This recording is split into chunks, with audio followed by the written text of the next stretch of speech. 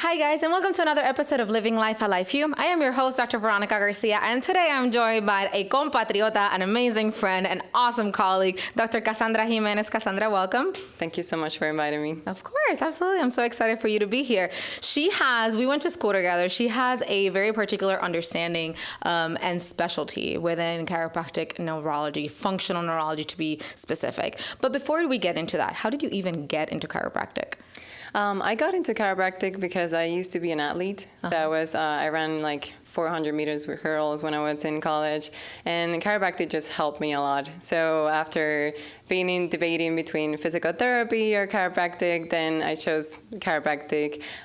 People say like chiropractic shows you, not you choose chiropractic. So that's what happened to me. And then I decided to come to Life University. That's awesome. That's awesome. And talk to me, functional neurology. Let's get into the nitty gritty of it. All right. How do you even become a board certified functional neurologist? So to be a board-certified chiropractic neurologist, you need to have 300 hours of post-doctorate courses. Most of the people do it from Carrick Institute. That's where I got my 300 hours. And then you sit for a test. You need to, there's two parts. You do a read-in, and then you also do a practical test. And then once you pass those, then you become certified from the American Board of Chiropractic Neurology. So it wasn't enough to just do the chiropractic career? No, I did them both. So I graduated in October, and then I spent like a month just studying for the board, and then I sat down in November. That's amazing. That's amazing. Congratulations. Thank you. You are currently practicing in Georgia. Talk to me, what would be the difference of a patient that comes into a wellness chiropractic office versus a functional neurology office? So most of our patients have been to numerous doctors. So they usually have CT scans, they have had MRIs, and everything is normal, but they still have symptoms. So sometimes they have dizziness, they have headaches, but they don't know why they're having it. So they come to us and say like, what's going on with us? And then we start doing like a comprehensive neurological examination where we go more in depth of what's going on. And then once we know what part of the brain are not working appropriately, we have a really good understanding of neuroanatomy and neurophysiology. And sometimes when a part of the brain is not working appropriately, then that can be causing certain amount of or specific symptoms. So we see a lot of people with dysautonomia, patients with vestibular issues like dizziness, vertigo, balance disorders. We see kids with neurodevelopmental disorders and also like migraines. Yeah, that's really awesome. I freaking love functional neurology. Functional neurology itself saved my life from a brain injury, which led me now into taking my courses, my 300 hours to become certified. But I think that one of the most beautiful pieces of functional neurology itself, like you mentioned, is that they've gone through all these testings and MRIs and whatnot. They're like, well, yes, you can do the things, or there's nothing specifically wrong. There's no masses, there's no bleeds, there's no medical emergency issues. Life-threatening. Exactly, life-threatening issues, but then they still can't perform. And I think the beautiful thing about functional neurology and chiropractic itself is not whether or not you can do something, but how well can you do that something, right? You have a particular training in vestibular rehab. What does that mean? So it's a fellowship from the American Board of Vestibular Rehabilitation. It's another 150 hours that I had to take. And what we do is we specialize in vestibular rehabilitation. So what that means is people usually think that vestibular rehab is just like type of physical therapy for people that have dizziness and vertigo.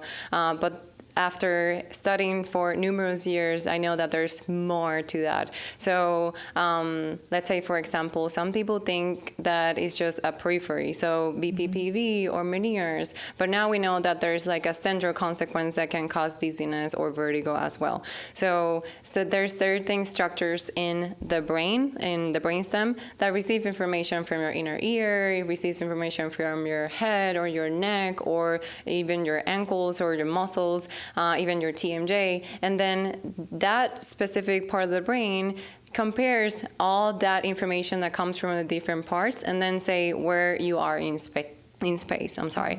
And then after you know where you are in space, if at some point one of those messages are incorrect, then you suddenly have a sensory mismatch. So, and you start having like symptoms, and you start not feeling well. You start not knowing where you are in space. And then we know that vestibular rehab is not just balance training, it's not just eye movement exercises, it goes beyond that. I can do cognitive training as a form of vestibular rehab. I can do TMJ, even like chiropractic adjustments can be part of vestibular rehabilitation. That's amazing. That's amazing. I think that definitely being a chiropractors, chiropractic has everything to do with the brain, but the ability to go beyond and have the extra hours, like that is absolutely extraordinary. And I think it's even more extraordinary that you are now part of the faculty at Life University. So talk to me, where are you teaching right now? What are you teaching?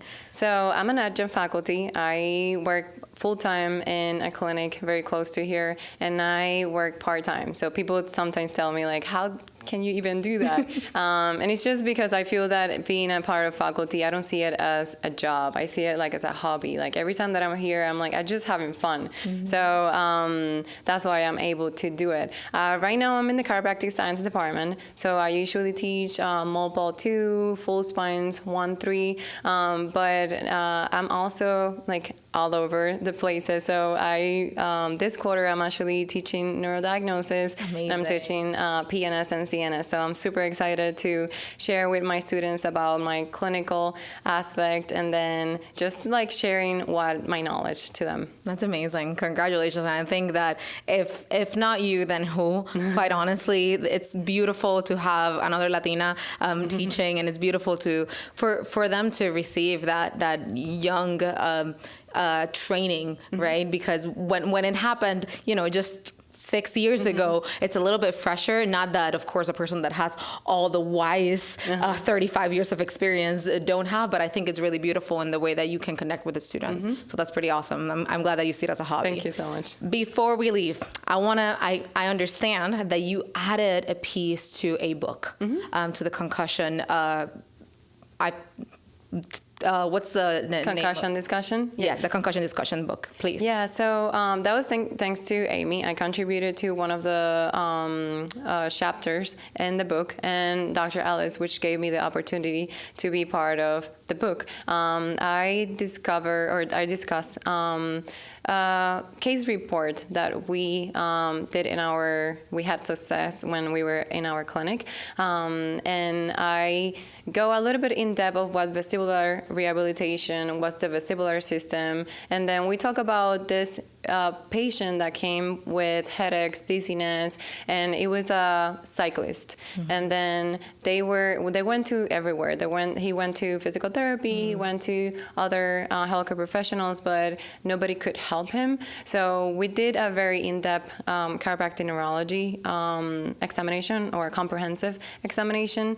It was about seeing eye movements. We check his balance. We check just cognition, and we were able to pinpoint the areas that were not working appropriately, and we developed a specific treatment plan for him. Yeah. And then after a couple of weeks, he was able to go back to what he loved, which it was cycling at that time, and he was not having headaches, he was not having dizziness. So that's what the chapter is about, and I'm thankful for being able to be part of that book. That's amazing. That's amazing. So author, researcher, chiropractor, certified neurologist, chiropractor, like all the things, now professor as well, and clinician. That is amazing. That is so amazing, Dr. Cassandra. I'm so proud of you. Thank you so much. Yeah. Yes. And you too, because I'm like, I'm very excited, and I always say like having like you as part of our team, like even like more Latinas or more people, more young people that I know being part of the faculty has been amazing. So if you didn't know, I did start being part of the faculty here at Life. Well, any closed remarks? If a student is interested in doing functional neurology, where should they start? So I will start in the Functional Neurology Club. So it's amazing the way that they decide what topics to teach every week, the way that they teach. They start with the neuroanatomy, neurophysiology, how that you assess that specific part of the brain, and then how you rehab the specific type of the brain. Sometimes I say to the students, like, don't feel intimidated, because there's like a lot of difficult terminology that at the beginning is a little bit hard to understand. But once you spend a little bit more time, then you're going to start understanding like the terminology. And it's very fulfilling for me to see them like when they're in the lower quarters, and then when they start in student clinic, outpatient, and then even when they're interning in our clinic, I see them, their knowledge, I see how much they have learned, and it's very fulfilling for me to see the changes that a student can do from year 1 to year 3. So you mentioned that you did some of your hours alongside with the chiropractic program. How is that possible? So it was time management. Yeah. I was studying for boards. I was like in quarter 5th, 6th, 7th when I started, which is like one of the most challenging. And then it's just time management. I took them mostly over the weekends now. At least the Chiro Institute has the opportunity of you doing them on demand, which is a huge opportunity because you can do self-paced. When I took it, it was mostly in person. Yeah. So I had to be in the class while at the same time I was like studying for boards or tests or having like a student life. So now what I did was just time management, and then I set apart a little bit more time to get more in depth into, let's say, shadowing different clinics, which is a huge part of learning functional neurology, because it's not just the theory, but it's also being how it's done in the clinic too. Yeah. Absolutely. Absolutely. That's so amazing. I am really excited for students, again, to be learning from you. Thank you so much for everything that you bring to the students. Thank you for your charisma, and thank you so much just for being and enjoying just being at Life University. Really appreciate it. Thank you so much. Thank you for spending a few minutes of your really busy schedule with us. I hope to see you really soon and collaborate together. And thank you for everyone for watching. This is another episode of Living Life at Life U with Dr. Cassandra Jimenez.